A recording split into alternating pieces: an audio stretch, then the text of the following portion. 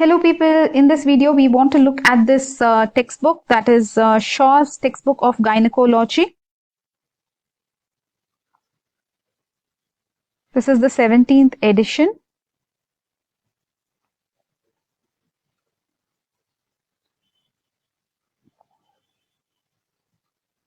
So now let's look inside.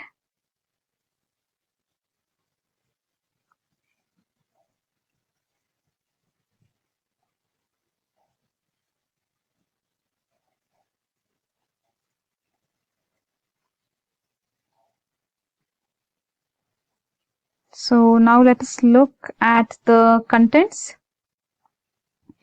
So you can see that there is anatomy, physiology, development of female reproductive organs, disorders of menstruation, then common conditions in gynecology, infertility, ectopic gestation, chronic pelvic pain, permanent methods of contraception, tubal sterilization, MTP.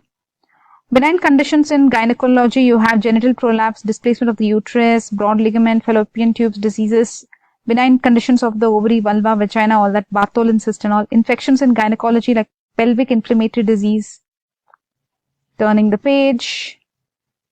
Then UTIs and diseases of urinary tract, stress urinary incontinence. Then what is this? Gynecological malignancies, CA cervix, cancer of the uterus, ovarian malignancies, vulval vaginal cancer, etc.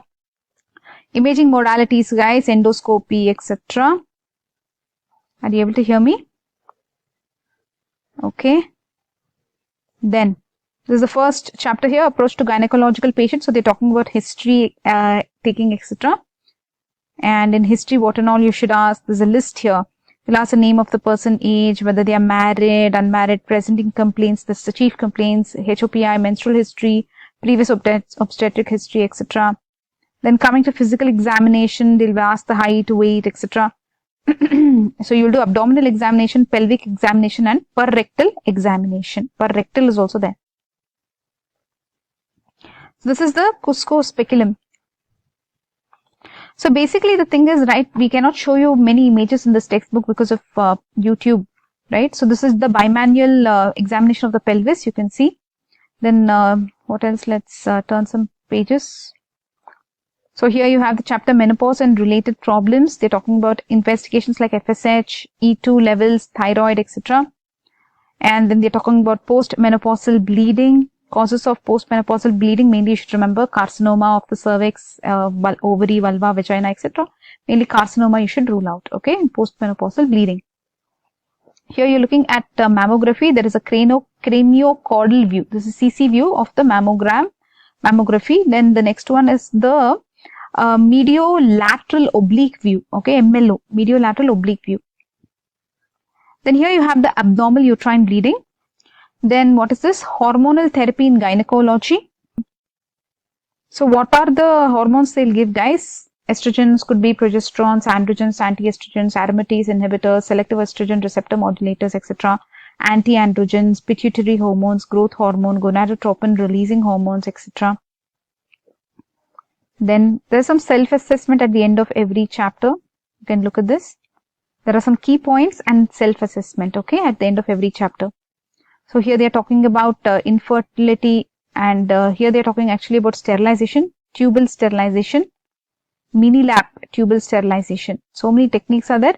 Madlener, Uchida, then Pomeroy, so many strange names here.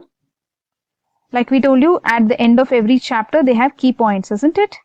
Then what else? Displacement of the uterus is chapter name. So they're talking about uterus as a mobile organ, retroverted. They're talking about inversion, etc. Then, what is this? Benign diseases of the vulva. Here you will see the cysts, etc. Right? Bartholin cyst, etc. will be covered in this chapter. So they have mentioned cysts, etc. So after the cysts and neoplasm, at the end of actually this book, there are instruments. Just look at the instruments. We cannot show you many pictures in this book because of privacy. Look at this Shaw's Gynecology textbook. So we have looked at this 17th edition in this video.